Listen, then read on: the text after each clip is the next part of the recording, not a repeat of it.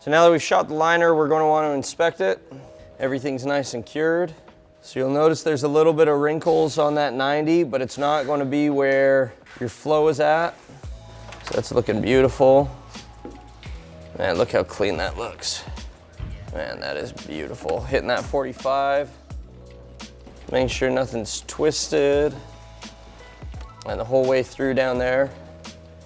Even though that closes off your pipe a little bit on each side, especially on that old cast iron, it's going to increase your rate of flow by 110%. So everything's going to flow down much smoother.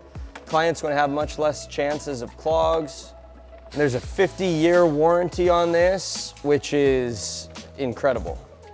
It's as good or better than installing a new pipe. It's probably better than installing a new pipe and having to dig everything up because there's no joints that the roots will have to penetrate ever again. So you have a brand new pipe going through there, the entire length or the entire shot that we just did. Without digging, they got a whole new line